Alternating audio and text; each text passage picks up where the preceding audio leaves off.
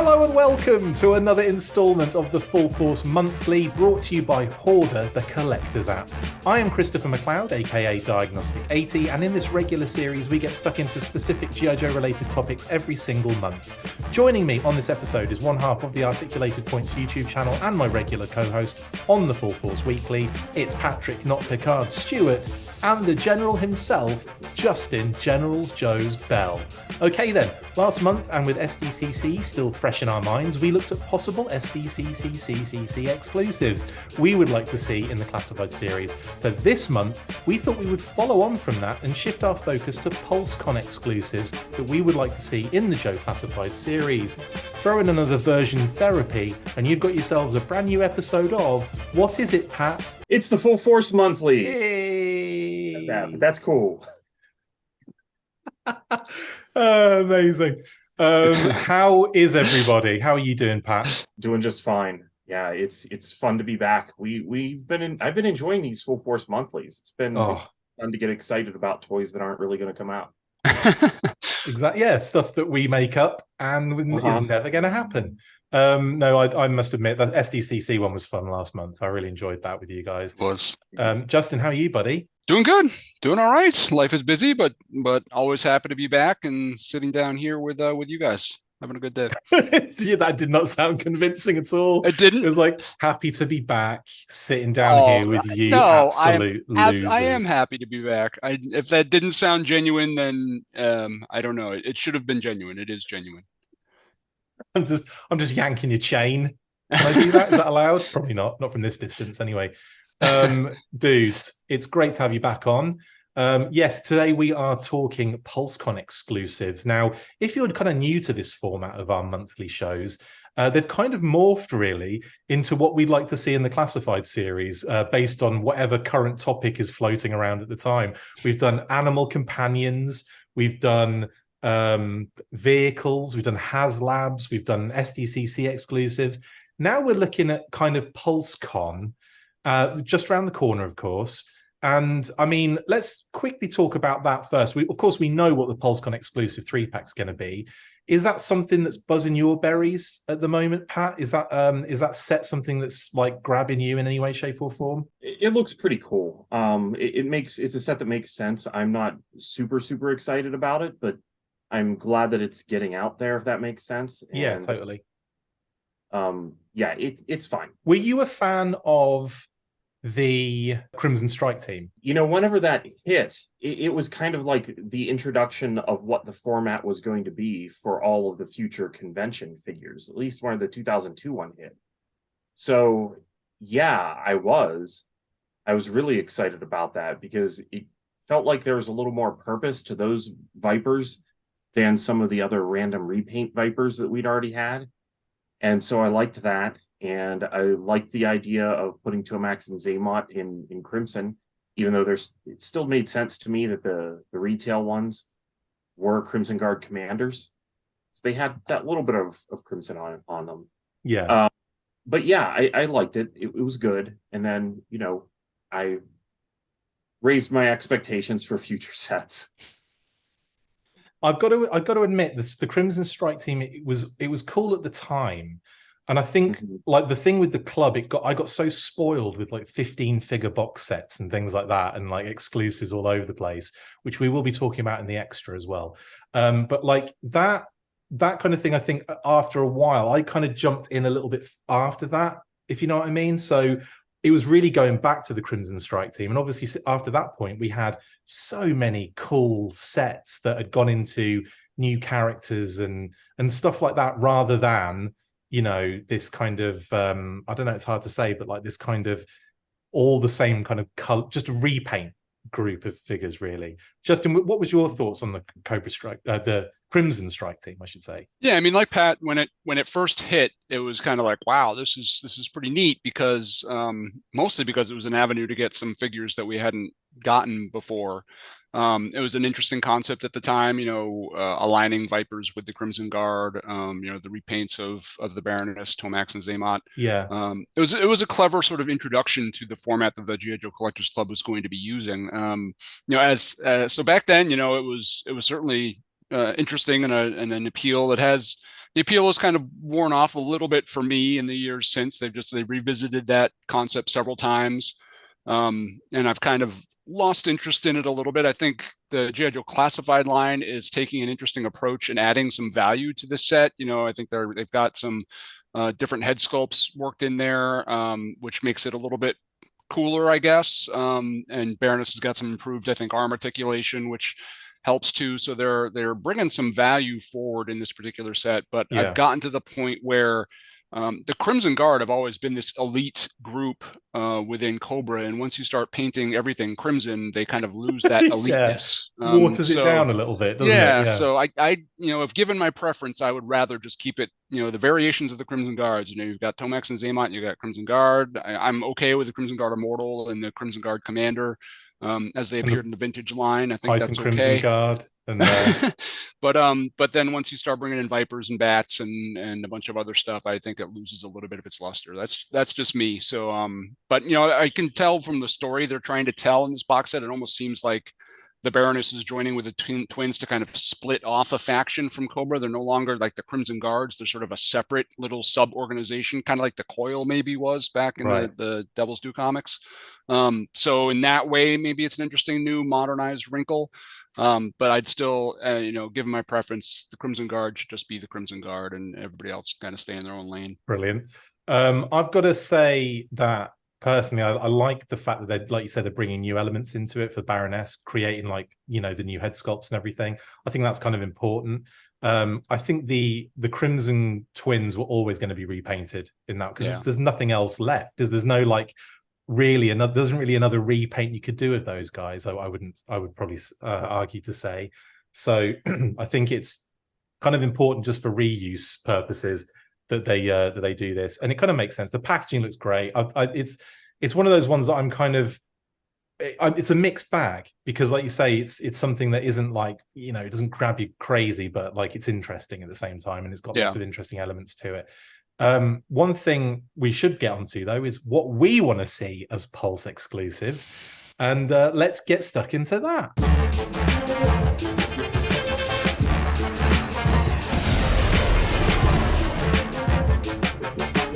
Okay then, with PulseCon 2023 just around the corner, we have decided to each come up with a different option for a classified PulseCon exclusive.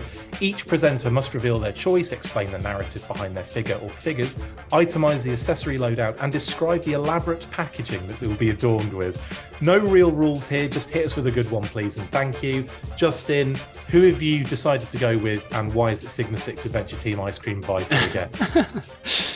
I'm staying away from Sigma 6. No worries there. Have you noticed they change that every single month to something more ridiculous that doesn't make sense? One of these months, you're going to tell me what you change it to, and I'm going to work my set kind of around that idea of Sigma 6 Ice Cream Soldier, 3-pack. I kind of what I tried to use as sort of a template with this idea was looking at this year's PulseCon exclusives, which was primarily repaints, but repaints with new elements introduced, kind of a callback to some vintage stuff in there too. But at the same time, I didn't want it to be kind of a retread of a bunch of stuff that's already happened, which it's easy to fall into that trap. So what I decided to do is I looked at, some figures that have been released, relatively recently or will be released in a very short amount of time. And then try to figure out some interesting ways to make them more desirable or more appealing. And essentially what I came back with, I went back to anybody who's been collecting since the early 2000s is familiar with the Toys R Us O-Ring exclusives. Those were some of my favorite figures back in the day because at the time, the New Sculpt era was, it had some challenges with proportions and with, different things of that nature. And as an O-Ring fanatic, back then, and I still am to a degree, anything O-Ring was terrific, and Toys R Us would bring out these O-Ring multi-packs, which were all vintage tooling, just with some interesting new concepts worked in. And they did kind of an Urban Strike Division package for Cobra, which was O-Ring figures of existing characters, repainted in sort of a more urban-friendly color scheme. So I wanted to use that sort of as a guidepost for this 3-pack, because I think there is that callback to something done back in the day that fans might enjoy, yet it's a somewhat obscure thing that some fans might not know about. but it has some really interesting kind of deco elements that I think would appeal to people. And so this Urban Strike Division, which initially I think it came with 6 figures. It was like Firefly, Scrap Iron, Alley Viper, Storm Shadow, and I'm gonna go blank on what the other ones were. Pat probably knows right off the top of his head, but No, but none of us. We're honestly, we're doing that thing Night where we're going. Creeper and Night Creeper. Annihilator, yeah, there you go. but it was actually It Flak was Viper. Flak Viper, yep, colored in dark called blue and Annihilator. black. Yep, How do you good call. remember that? Because he's brilliant, man. So yeah, it had those 6 figures in it, and the cool thing is that they took those 6 figures and they gave them some really kind of intriguing deco schemes. I really loved especially the Night Creeper and the Firefly, which had this really unique camouflage pattern that looked very much like urban deco. One, kind of the tie-in of grays and blues and various different different shades of gray, really intricate sort of camo schemes. And there was even sort of some pre-production versions that had a little bit of a hint of red that I thought was really cool that they then carried over into a different 6-pack along the way. So what I thought I would do is I would take 3 out of those 6 figures, and the ones I chose were, there you go. It's a nullifier 3-pack, you're going to tell us, isn't it? No. But what I chose is I chose Firefly. And I figured it for the base for Firefly would be the Firefly that's not yet released, the one that's much more vintage accurate that people seem to be a big fan of. So I would use that Firefly, Scrap Iron, because that was another character kind of based in that 6-pack, and then the Alley Viper, which I know we already just got a second Alley Viper, and nobody really needs yet another one. But I figured carrying that camouflage pattern throughout Scrap Iron and Alley Viper would really appeal to G.I. Joe fans. Now, granted, the Alley Viper from that original 6-pack didn't have the camouflage pattern, but I think they could work it in, and right, neither did Scrap Iron. But if the pre-production set you mentioned did, that's a good point. Yes, the pre-production set did. Yep. So by kind of carrying that camouflage in, you get a really cool urban deco Alley Viper, which I think people would really be into. I've seen so many people say they love the Alley Viper, but the orange and purple makes no sense in an urban environment. And this would be a way to kind of make that same figure a little bit more urbanized, a little bit more collector friendly. Then I would do the same thing for Scrap Iron, work some of the urban deco into his arms and legs, underneath the vest that he wears. And then Firefly obviously would have that deco as well, to kind of unify them a little bit, but make them a little bit more urban. And what would happen is that the 3 figures, they'd come with their familiar accessory loadouts as a base kind of line of accessories. We wouldn't include Scrap Iron's drone. I think that would be a little bit of overkill. That'd probably jack the price up. And so I don't think we need to include that. But beyond that, they would have many of the same, familiar accessories that the individual figures came with. However, we would add some different urban, like themed accessories too. What I'm thinking is alternate heads, especially for Firefly and Scrap Iron, so you could make them troop builders if you wanted to buy a bunch of these. In my dream scenario, the Big Ben gas mask head would work on Firefly and Scrap Iron. I don't have Big Ben or the new Firefly yet, so I can't tell you that's functionally that will happen. But in this, picture perfect world, that gas mask head could fit on Firefly or Scrap Iron. So they'd come with 2 of those gas mask heads, maybe a couple helmets that come with the Cobra Troopers, so they could kind of mix and match some things. Just some interesting ways to make Scrap Iron and Firefly look more like urban, or even you could do Alley Viper too if you really wanted to, and make them look more like kind of urban troopers wearing those gas masks and helmets. I'd also include the upcoming Shockwave. It comes with a riot shield. Would include 1 or 2 of those as well as more sort of urban, kind of urban gear to kind of load out with the characters, again, to mix them up a little bit, allow collectors to customize them to, fit whatever narrative they want to tell. And I just think with this mixture of these 3 figures and these additional heads and helmets and accessories, I'd also want to include some additional, like more generic weaponry, some blast effects, things like that typically come with some of these multi-packs. You could really create kind of a battle in a box sort of scenario where you can take these 3 figures that you can leave as Firefly, Scrap Iron, and Alley Viper. There'll be cool versions of those characters, or you can mix and match all these different parts, and all of a sudden you've got all these different options for this little squad you can build. And you buy 3 or 4 of these 3 packs, and all of a sudden you've got this little urban, army that can somehow, each figure can manage to look unique, even though they're based off the same 3 figures. So that's kind of what I pictured when I was putting this set together. You know, I think it's got a little bit of everything. It reuses a bunch of parts, so it shouldn't be huge cost investment, but it brings some new stuff to the table, adds some options for army building, but also provides newer versions of these timeless characters that people can enjoy too. So that's kind of what I had in mind when I put this set together. Nice. And I like, the one thing I like about this is the fact that it's the unreleased deco that you're going with. Yeah. So it's like a nice little kind of deep cut for the fans on this one. And also it's like, that's a premium deco kind of scenario. So where you're saving on all those other things, you can put it all into that. You can put it into the packaging. In fact, speaking of packaging, what was your idea for that? Are we talking like broken buildings sort of scenario? That would be very cool. Like maybe a brick texture with some graffiti on it or something like that. And if you did want to do like an open flap, maybe one could be broken brick this way, one could be broken brick this way, and they kind of nest together to form a complete seam, and then they open up into that kind of ruined sort of urban kind of blight sort of look. I think that'd be a very cool way to kind of feature the characters. Maybe even one of the graffiti marks could be a cobra symbol and spray paint texture a little bit. Yeah, I mean, something like that would be very cool. Nice. Brilliant stuff. Well, Pat, what are your thoughts on the Urban Strike Team? Urban Division, what it's called. As he's talking, I'm trying to picture all the accessory loadouts. I think it's weird that it actually makes sense to me to leave out the rocket launcher for scrap iron, as much as a lot of times the figures are defined by their accessories. It makes sense to me to maybe just include a rocket launcher. Like maybe for this situation, you would throw in the accessories from Bazooka, something like that. And then the other thing that I'm thinking about is the Alley Viper figure.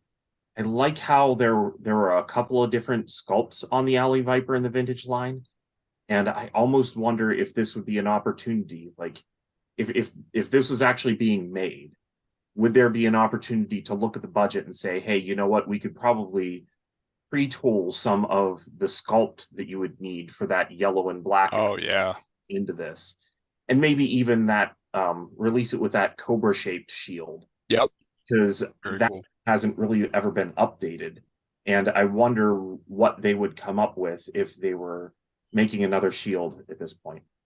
Those are great ideas. I love that. I would be well up for that being the new element in the set.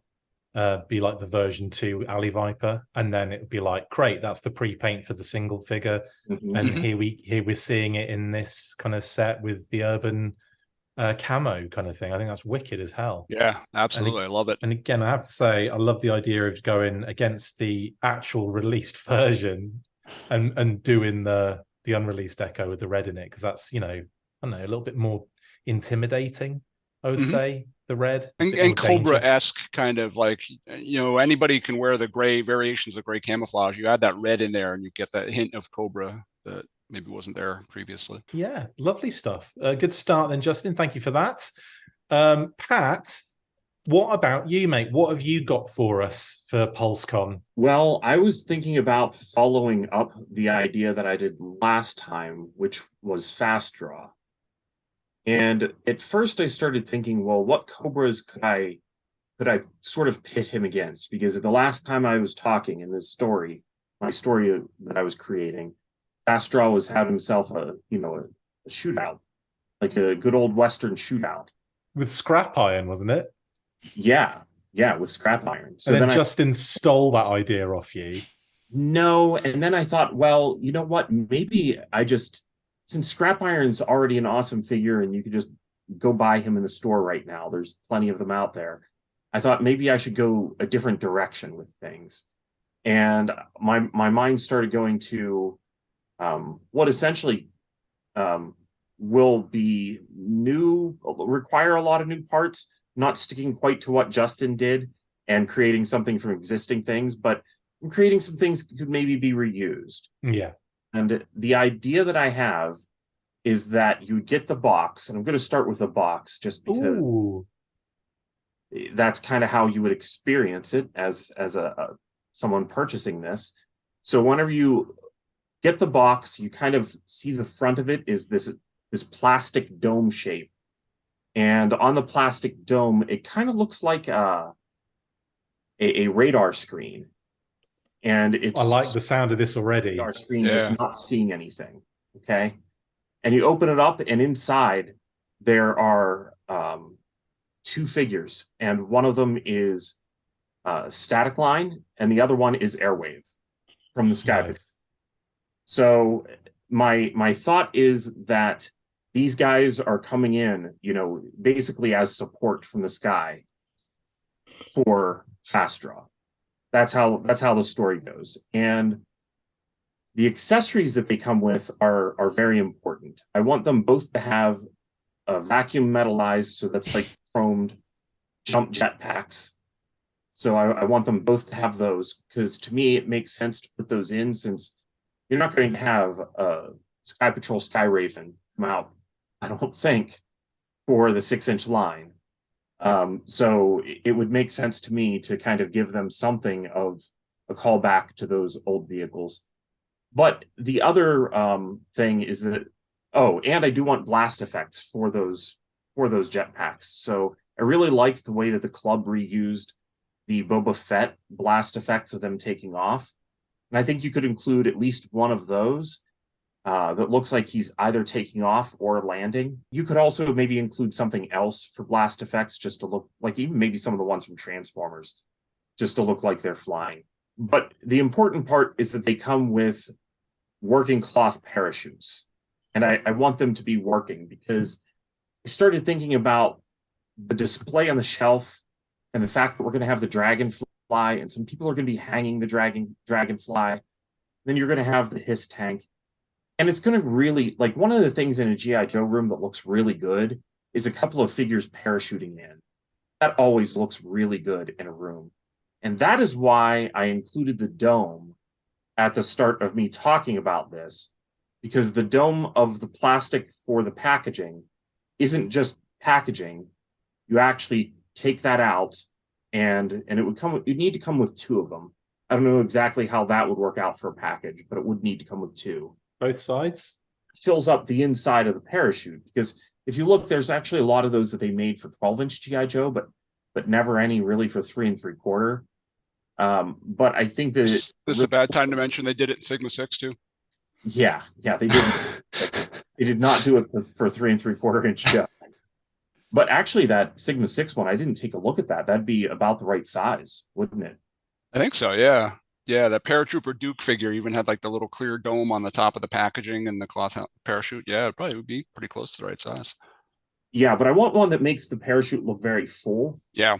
And for that to be something that you can then hang the figure from, on your ceiling. So that's my basic idea, is that it would come with, and the figures, of course, would come with their signature accessories and their helmets.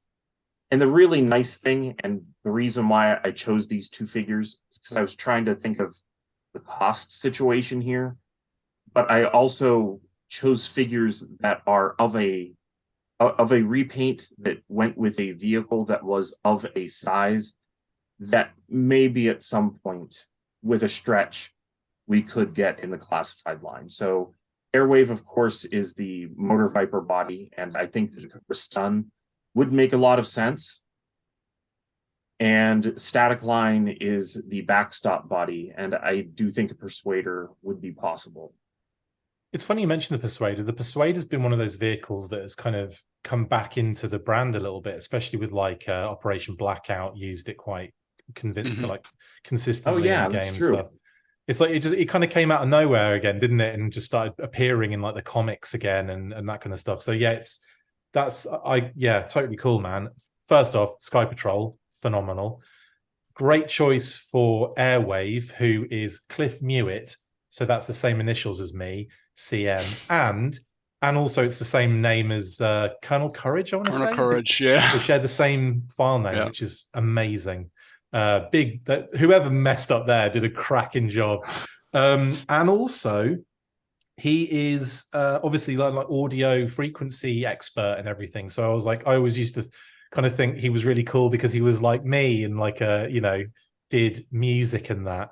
So so I just thought like that, yeah, that was one of those characters I really like loved. I loved Airwave.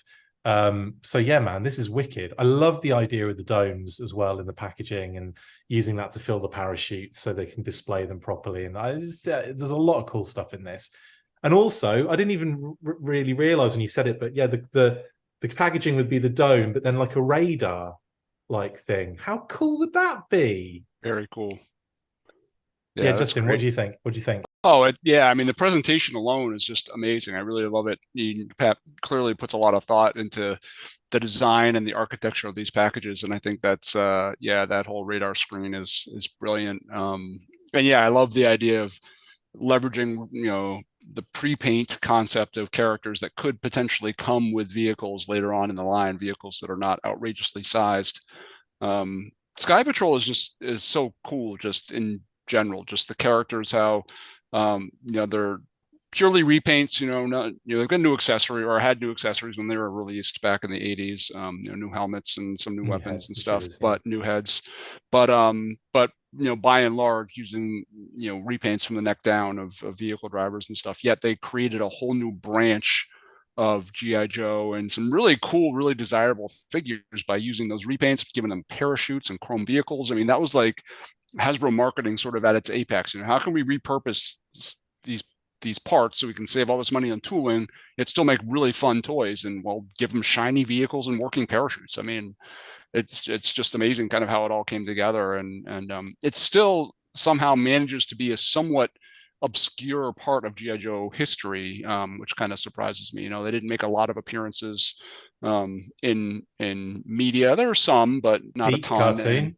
They were in the Deep cartoon for like, 10 episodes, quite a few episodes. That's true. The Sky Patrol show, didn't that's it? That's true. They were very I forgot about that, how prevalent they were. I knew they appeared in the D cartoon, but I forgot just how consistently they did. So that's a good point. They did make several appearances there. But I feel like many G.I. Joe Classified fans these days would see that 2-pack and be like, who are these guys? And would have to look it up a little bit to figure out who they are. But I think that's part of the appeal. That's a cool thing. I mean, you want to kind of unveil some of these other recesses of G.I. Joe history that people aren't familiar with and get them more engaged in the brand. I think that's a good thing. So yeah, I'm a big fan. It was phenomenal to me because as a kid, I didn't even know they were repaints. Didn't know, like didn't recognize it, didn't see it. Backstop, maybe I think I noticed on Static Line. But for the most part, had no clue that was the whole point behind them. Obviously, I knew the vehicles were repaints, but like in terms of the actual figures, did not have a clue. So it's amazing how much the deco made the difference on those particular bodies and stuff. Yeah, really. Yeah, anyway. I remember the one that really stood out to me back then was Airborne, which interesting because he reuses sort of the Airborne code name, although he had a different file name, so you could pretend he was kind of this new evolution. It was a long time. He was my favorite one.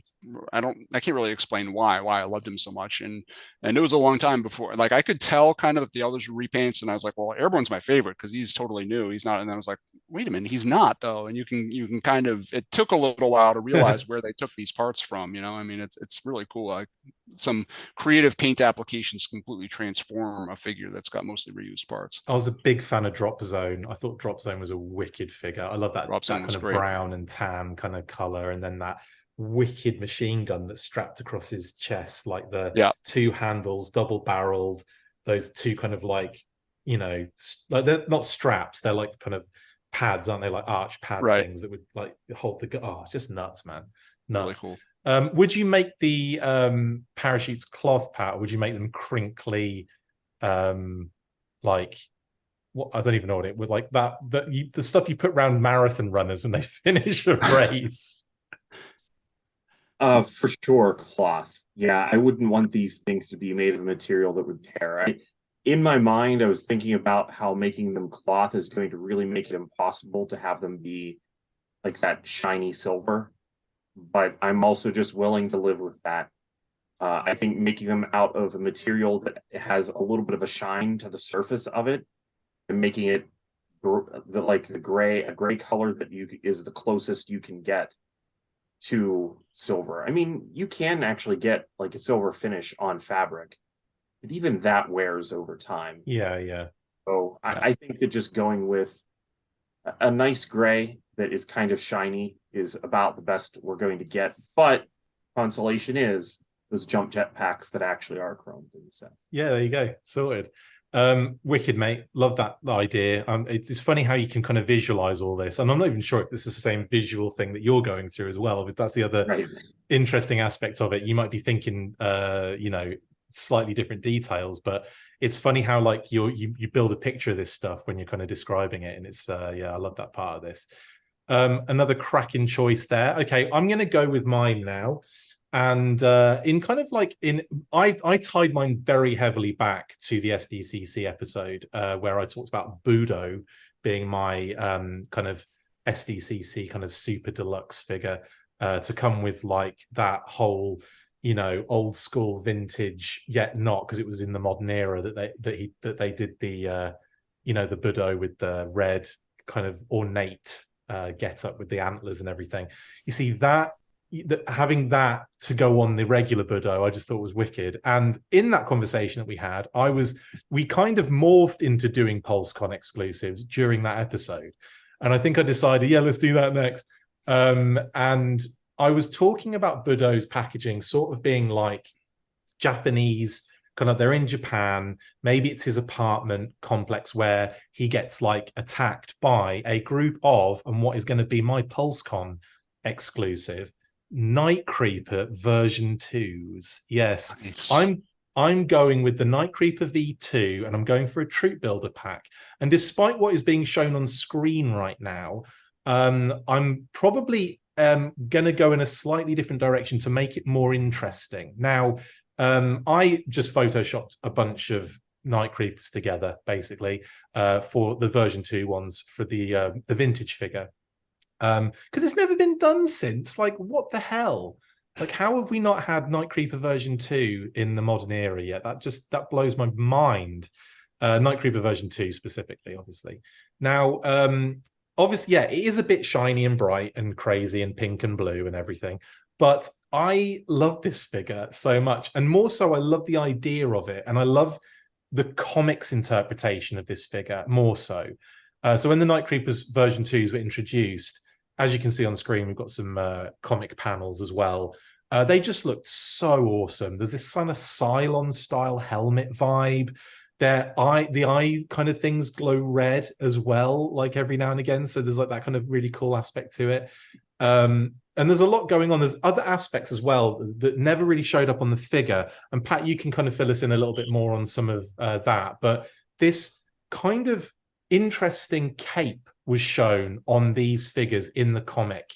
And I always thought it was really interesting and really cool. And there was actually an intention to give it that cape early on, wasn't it, in the development? Yeah, it's actually called out on the file card too, like, because that was the era where the file cards would point to stuff. And so it calls out to it being a cape. My friend, our friend, Chris Murray, actually has a copy of your friend cape. Your friend, not my friend. It's his birthday today, Chris. Come on, be kind. Is it his birthday? It's his birthday, yeah. I've been seeing it all over Facebook. Everybody's saying happy birthday to Chris Murray. I have not gone to Facebook. I haven't opened up my phone yet today. So happy birthday, Chris Murray. But I'm going to get in there before his best mate does. Yeah, so the design of it was relatively simple. It was going to use a gray version of the same material that came with Ambush. And imagine it being similar to like almost like a triangle shape with 2 holes cut out on one side, similar to the way that you would put a cape on for a Star Wars figure. So you'd put it on with the one triangle being way up, down, up this direction, and then that folds backwards. So he'd kind of have it around his shoulders. Interesting. But that's like that's the kind of element I'd like to bring into this classified figure as well. So what I want is to kind of, I say each figure to come with a comic inspired short furry cape, because I like the comics version of it, if you know what I mean. I like the kind of texture on it. I like I just like how it kind of sits on the figure and everything. And I think, there's obviously the card art does show do you know what? I used to think that was just some like kind of movement effect when I was a kid. I did, because obviously the figure doesn't come with anything like that. So, and I don't recall really reading the file card at that point until like long time afterwards. But I just used to think that was, yeah, just like air dispersal or something, that it was like, you know, jumping really fast. So yeah, the fact that it was all over there, I feel like needs to be reintroduced into this character, into this figure. And what I just, on screen, you'll see that I have very crudely photoshopped the snow serpent wolf kind of thing that comes with the classified snow serpent. I've kind of like photoshopped that onto two of their backs, which, yeah, it's crude for now, but that's what I'm just trying to get the general gist of what's going on here. Now, my kind of thought process with this 3-pack was initially to just do a troop builder kind of thing. Then I thought, well, that isn't like necessarily interesting enough. So maybe I switch it up and I do maybe one female version 2 Night Creeper, one male version 2 Night Creeper, and maybe a Night Creeper leader. Now, it doesn't have to be the Night Creeper leader, but it could just differentiate them around a little bit to have a different head sculpt, right?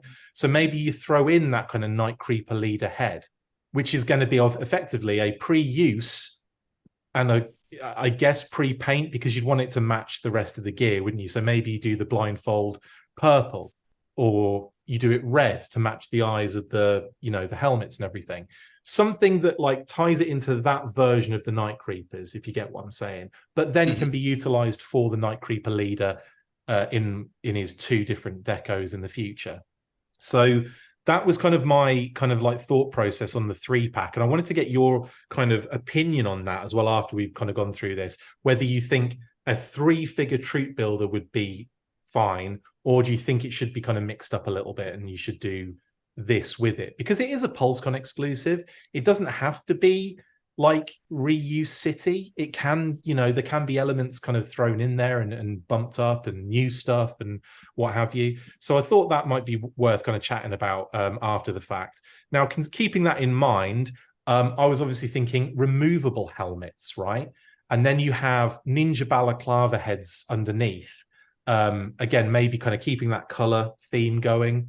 Maybe have them with the blue balaclava head underneath. And again, that could be a reuse because, you know, we've got Kamakura, we've got you know, blue ninjas, we've got all sorts of different things we can utilize in that kind of arena. Viper as well, obviously, you know, she's reused that head as well. So, you know, if we're talking female Night Creepers as well, maybe we could utilize that element as well. And then also I was thinking on the helmet, how cool would it be to make the visor transparent red? So the helmet's solid, but the visor, you can see the eyes through it. And it's that red kind of like, almost like light piping on Transformers, you know? So, you know, not like, you know, just I thought that would be kind of like a cool effect to separate the helmet a little bit as well. And then obviously we've got an array of ninja weapons and accessories to, again, mix and match the figures so they're not all carrying the same gear. I call this the Teenage Mutant Ninja Turtles effect, which will obviously make a lot of sense if you're a Turtles fan, where each individual character does not carry the same weapons. They don't have the same specialties. They're not necessarily trained in nunchuck use. You know, there might be sword, you know, mainly sword users and stuff like that. So like you kind of want to mix that around a little bit. Maybe the one of them has swords. If it's a standard 3-pack, you could utilize the weapons in order to, you know, differentiate them a little bit. Maybe the leader has the cape and the other 2 don't. Maybe the two non-leaders have the capes and the other one doesn't. I don't know. It's kind of up to you in that sense, but I would probably equip them all with the same amount of gear, if you know what I mean. But you could obviously go nuts with that array of how the weapons kind of go around. And I was thinking, obviously have bladed weapons in there, katana, tanto, wakizashi, the kama, which is like the one that's in the, as you look at the screen, it's the Night Creeper on the right-hand side with that kind of like handle with the kind of blade on it that's like a right angle almost. It's a curved blade, but that kama kind of weapon. Obviously, I think a bow. Now, the thing is, like, because this is something that I don't think we've really discussed in detail about the Night Creepers, but they're tech ninjas. They're not like just a ninja clan. they're like this, they're like au fait with technology, and they're all like, I just imagine them being into Bitcoin is how they get paid. You know what I mean? Like, but that kind of like, all online, all a little bit like dark web. You have to go on the dark web to kind of get their services, to utilize their services. Everything's like has like transmitters and I don't know, like navigation and stuff like that. There's loads of cool little added elements on the weapons. And I'm thinking on a crossbow or a bow, on a bow and arrow, you'd do like a new build. You'd have like a new compound bow that would have a camera on it, like a little block camera on the side, and some other little readouts and tampos on it as well to make it look really freaking cool and interesting. And I was thinking something along those lines would be neat to throw into this to make it a little bit more tech savvy. And maybe they have, I don't know, maybe they have like communication devices and other things like that. So it's not just weapons, it's also other things that you'd expect them to kind of rock as tech ninjas. Obviously, the helmets are going to carry most of the technology, a little bit kind of in the same way they've done Breaker in the new classified kind of narrative. But anyway, I thought that would be really cool, like a bow with a camera, even a crossbow with a camera as well, or both. The grenade belt obviously would be a secondary and would be removable. I thought that would be kind of cool, obviously, to throw on there. A Guandao bladed staff. Now, I had to look this up, but that's effectively what, it's describing it. It's a bladed staff. It's a big bow staff with a huge feckin' knife on the end of it. Nunchucks, obviously, throwing knives and storage. This is one of my favorite things on the thing. Underneath the cape, because the cape would be kind of curved and it would also be molded. I'm not sure about whether we do material or whether we do this kind of like timber style thing that the snow serpents have, right? I was thinking you curve it a little bit and inside you can have some hidden storage for some stuff. Maybe not like loads of things, but maybe the sword could slide in between where the cape and the body is, but there could be like almost like a purposeful indentation for it to slide through, right? Maybe catch a loop inside as well. I think that would be really cool, like the sword with the cape over it. Like that would be sweet. Or maybe even two sword, Madam Two Swords. You'd only understand that if you know what Madam Two Swords is. But yeah, like two swords with the cape, and then maybe underneath you could clip a few throwing knives inside. I don't know, just some added storage. Maybe like clips around the belt to have other things kind of hook on. That's kind of like my thought processes on this one. But yeah, that was effectively, I think that's everything I kind of was thinking about. So the first question I'm going to pose to you guys, and I'll ask you individually. I'll start with Justin.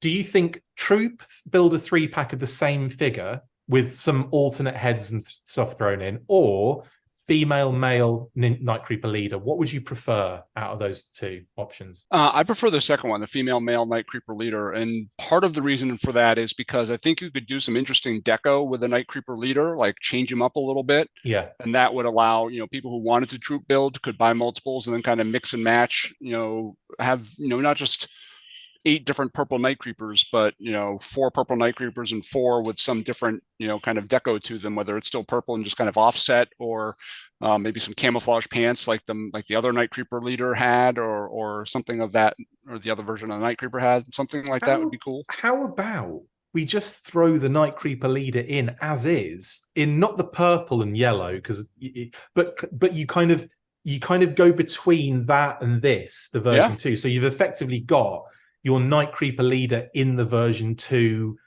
theme, if that makes sense. I would be good with that if there's a way to add accessories to make him a troop as well within that set. Like I think having the Night Creeper leader, like his bare chest and unique web gear and stuff, would be a little bit dicey to be able to transform him into a troop. But I think they would want to encourage people to build multiple sets, to buy multiple sets. Right. And if you include one character figure in that set, I think it kind of discourages that idea. So as long as he could be swapped around a little bit to become a trooper, I would be totally cool with that. Same body, alternate head then.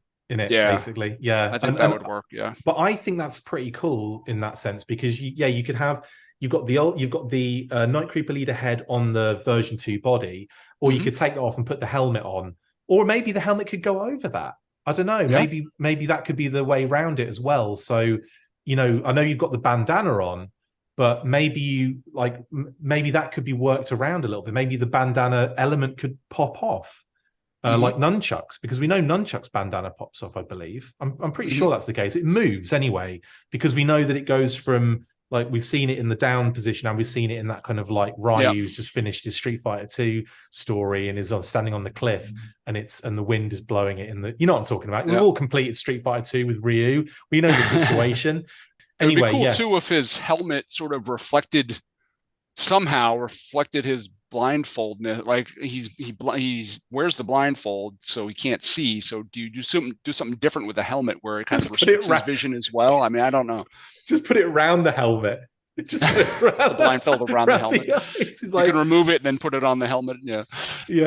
I don't know. But I think you're right. I think if you just have it an alternate head scenario, then you can either have your Night Creeper leader in that set, or they can all be troop builders. Yeah, I totally think you're on the right course with that, because you buy 2 sets, you got a crap ton of Night Creepers, and you only need 1 Night Creeper leader. So yeah, I think you're right on that one.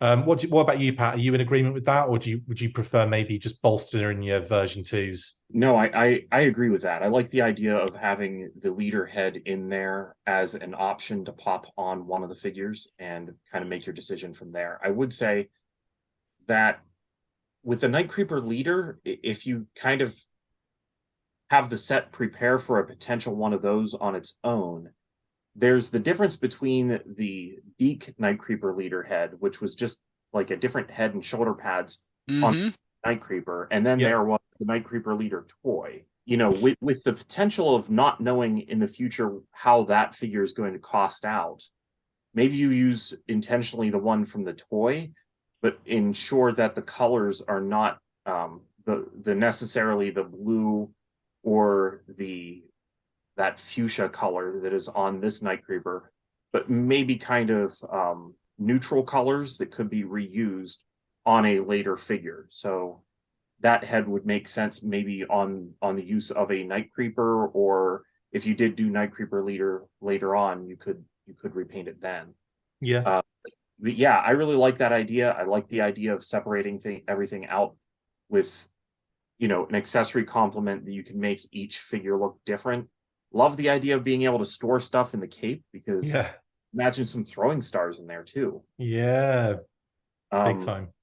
Yeah, there's a lot going on here, and I do enjoy the idea of being able to really customize the look of each figure after you get them.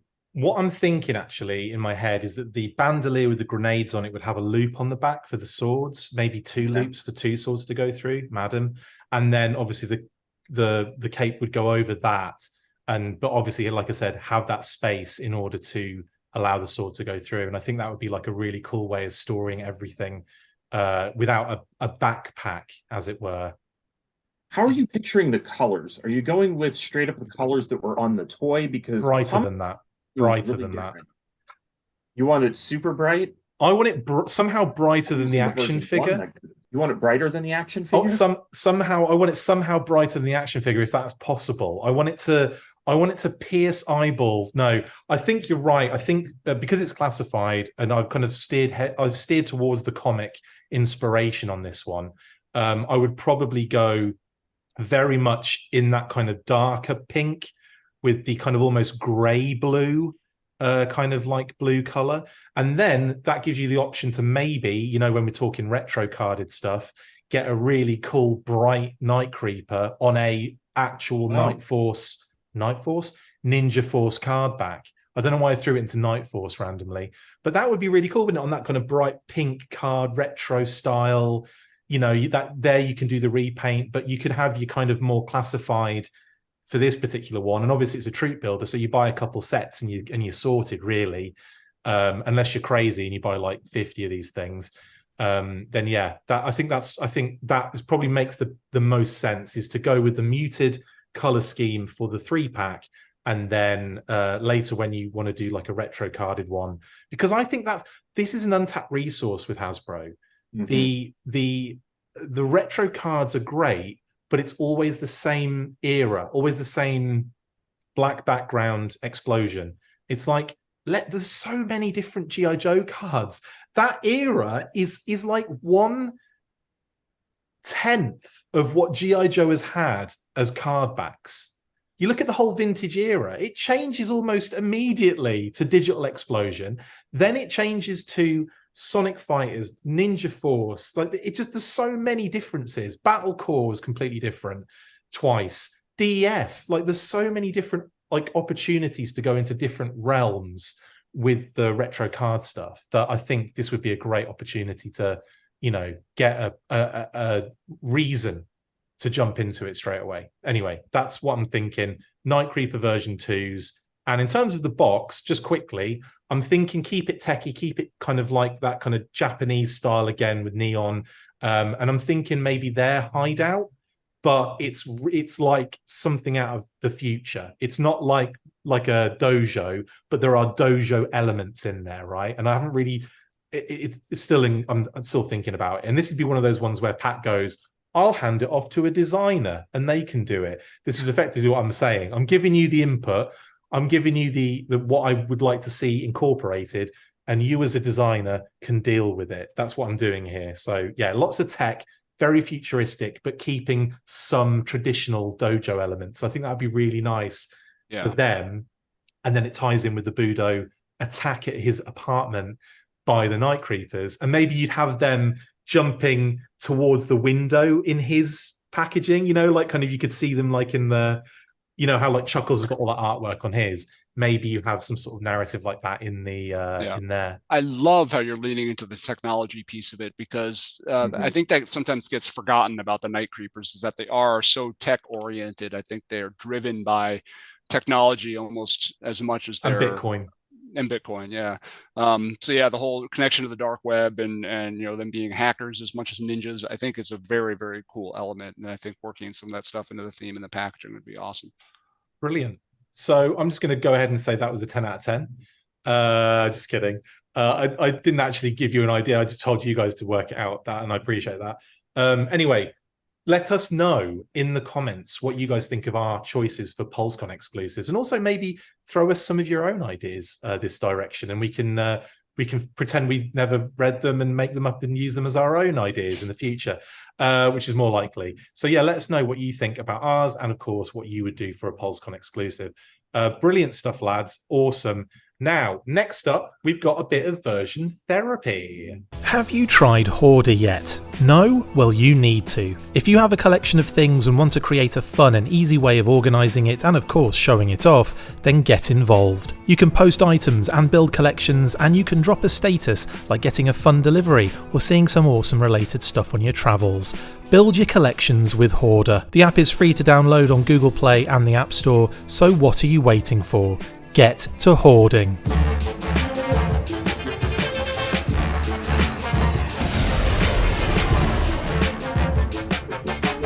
Right, continuing with our regular monthly segment now, Version Therapy, which is where we choose a single G.I. Joe or Cobra character and have a discussion on what action figure version is their best.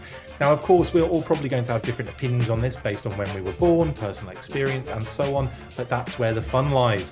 Feel free to let us know who your favourite action figure version is and why in the comments below as well. So, who have we got next? Well, last month we looked at Tripwire based on his reveal at SDCC and My Massive Ego. So, with the focus on PulseCon this episode, we thought it made sense to look at the best versions of Tomax and Zaymot, the Crimson Twins. Cheating this time, guys, because we've got two figures to choose from. But it's weird with Tomax and Zaymot. I don't know how you guys feel about these guys, but I struggle to separate. I struggle to separate them as individuals. Mm-hmm. I just struggle with it. And I think maybe it's an OCD thing. I can't see one without, like, I can't contemplate one without the other. Do you know what I mean? Like, yeah. It's just, I struggle with it. Like, they're effectively the same dude with one's got a scar. Like that, you know, it's like, I've always had that trouble with this. Have you guys been afflicted with this OCD problem that I have? I mean, very much.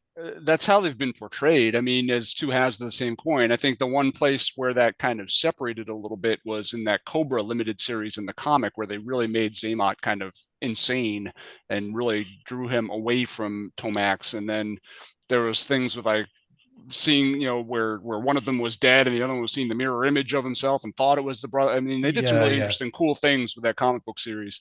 But for the most part, yeah, I mean, in Sunbow, it was just basically one finishing the other one's sentences, and it didn't really matter who started the sentence and who finished it. And to be honest, if it wasn't for the big scar, you often couldn't tell them apart. So yeah, they are essentially, and that's interesting in a way. In a way, it'd be nice if they were kind of more their individual selves. But yeah, they're basically two halves of a whole in my book. What about you, Pat? Yeah, I thought when you started asking that you were trying to separate out the versions of the figures, like you were going to say that the Tomax that comes with the Crimson offer is your favorite Tomax, but your favorite Zaymot is the one that comes. Like, what are you talking about? I mean his characters, but that is amazing. That would be so amazing. Do you know what? I can't separate out. It's like he's just a repeat of the other one that's already my favorite. So I want the other one from the other set. My favorite versions of them. I prefer Zaymot classified, but Tomax 3 3/4, and that's my like twins. That's my the movie twins instead. Oh god, that's tickled me. Amazing. Yes. No, in terms of I just struggle separating them as characters, and it's annoying when you go on Yo Joe. And Zaymot's got his own page, and Tomax has got his own page. It's like, of course that has to happen. That has to happen. But I struggle with that, and I'm like, they should be literally linked in every way, shape. They should never be separated because they, like you say, they have to finish each other's sentence. It's weird, but anyway, they need to figure out which side of the face the scar goes on as well. Big time. And was it in the animation the mirror image was switched as well, wasn't it?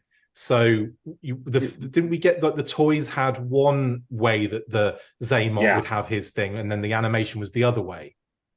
Yeah, it's like the scar is on the same side as the shoulder pad, but what that is as a toy and what that is in the cartoon is, I think, opposite. Yeah, I want to say that the Sunbow animation there was a switcheroo going on there, and I mean that's an easy mistake to make when you're dealing with that kind of stuff.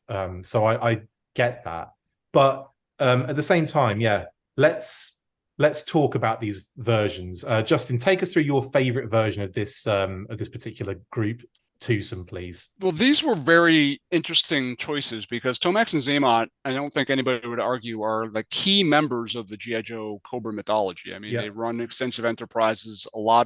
They appear throughout every iteration practically of G.I. Joe. Extensive enterprises, Crimson Guard commanders, characters in their own right. It's like there's so many facets there. Yeah, you're right. Exactly. But for being so important to the mythology, there wasn't really a whole lot of different choices here. I mean, most of them are based off their vintage looks, as they probably should be.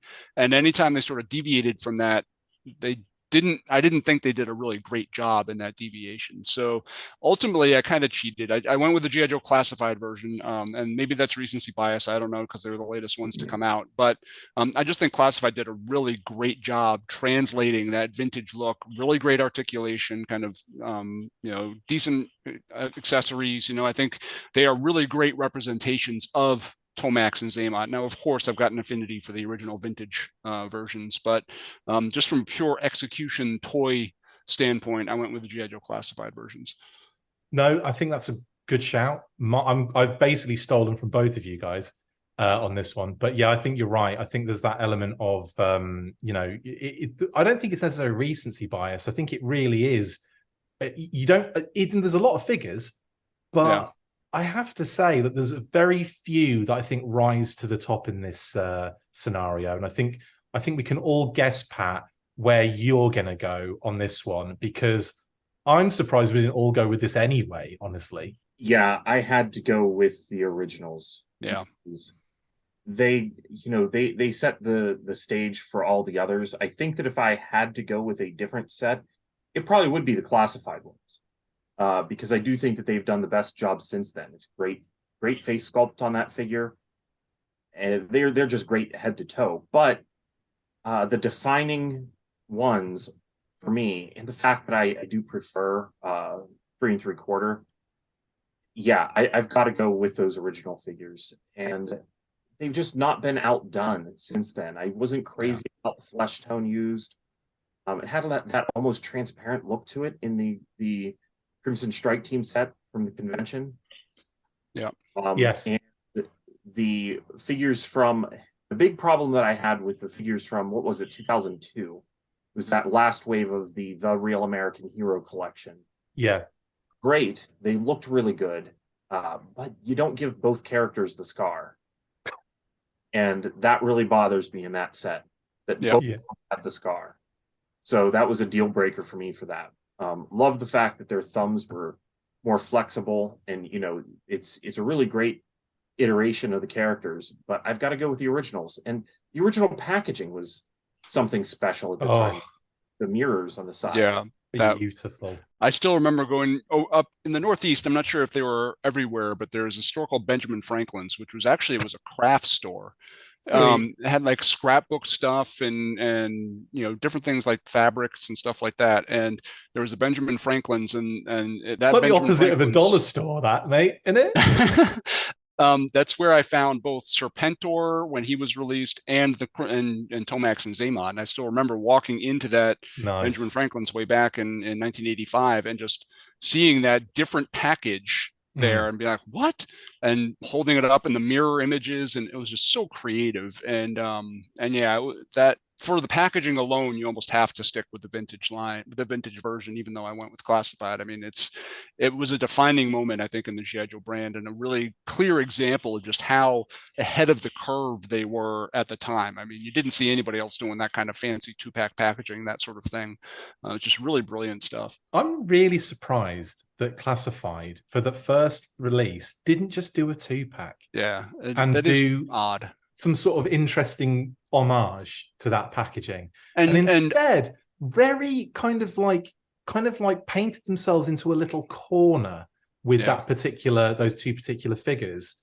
And I don't really did anyone buy one over the other and didn't buy the other one? The interesting thing, and I don't know if this is true, but it was, I kind of wonder if it was around that time that they started shipping cases of one figure to stores. Yes, because I could swear that I've been into like my local Newbury Comics and they had like 3 Zaymots and no Tomax, and it's like, how does that happen? How does that happen? It's really bizarre. Yeah, you would have thought this would have been a great opportunity for them to do a nice deluxe 2-pack in the vein of that 1985 original with some really fancy packaging with the mirror images. I do think they missed a big opportunity there. Who, in their right mind, picks and chooses a twin from the Crimson Twins?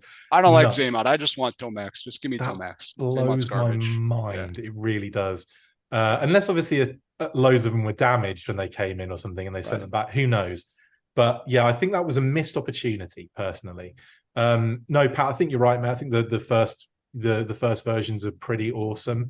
Now I had also, I'm gonna sort of go with the first versions, but I'm gonna go with the UK version just to be different and annoying and everyone hate me. Now I've actually chosen both.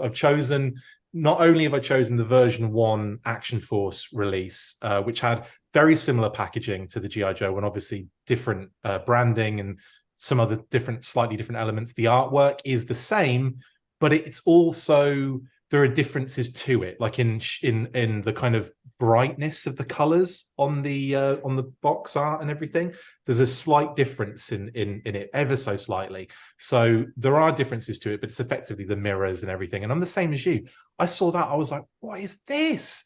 And bought it immediately and loved those figures. And Pat, you may also remember a little conversation we had during a panel at Armour where I suggested that, well, I told you that when I went in for the G-Force mail away kind of fan club, they sent me a random Tomax, just a random Tomax. And it was different to the Tomax I had. Different shade of color on the hair and almost like a different head sculpt, but it kind of wasn't.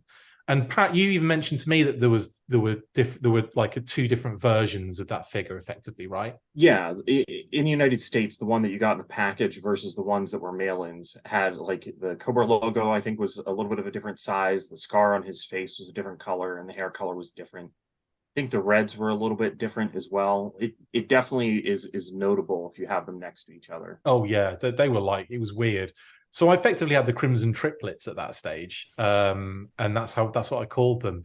I don't know what name I gave them. Maybe like Ox Tom or Oxmot or something like that would have been a cool name for him.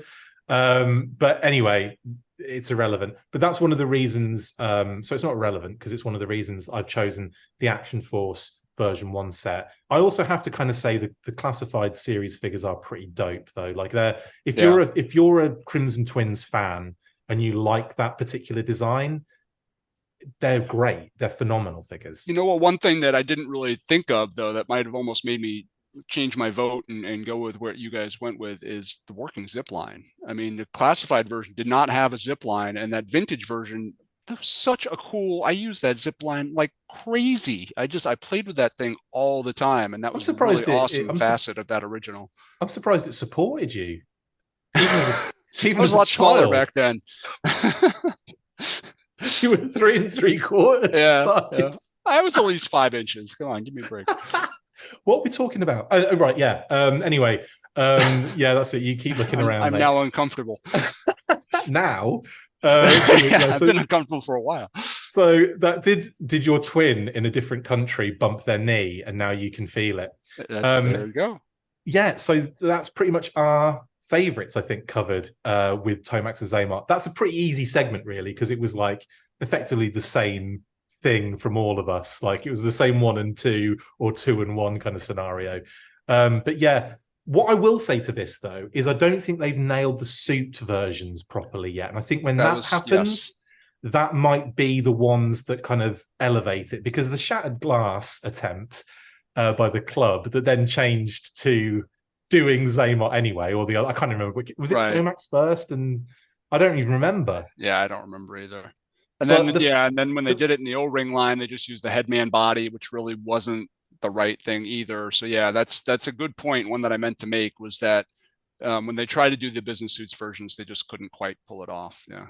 Also, aren't the head sculpts for the modern 4-inch ones in the suits, aren't they like really way off each other? I'm pretty sure they don't look anything like each other. Yeah, they were a little funky. I don't think it's a mirror image is what I'm getting at. Yeah. The tooling of the body had changed, I think, in between those. And so they had several different issues with trying to get those to look like the figures matched. Yeah, hilarious stuff. Anyway, that is our favorite versions of Tomax and Zaymar. Let us know in the comments what your favorites are.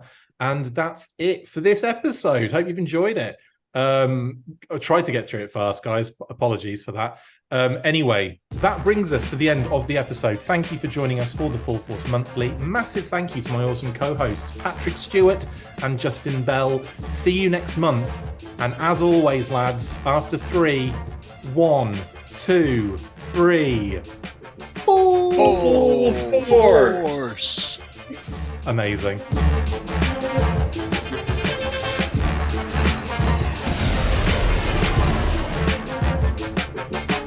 Make sure you get involved with the discussion by liking, sharing and commenting on these videos, and as always you can keep up with the show after listening by following on Twitter @TheFullForce, liking the Facebook page facebook.com/TheFullForce, and if you would like to contact the show you can message us on either of those platforms with feedback and questions. We also have a Patreon page, so if you want to show your support for the show, see your name up in lights on these videos, or enjoy exclusive bonus content, then check out patreon.com/TheFullForce podcast, or click on the link on any of the posts this podcast appears in. Full Force.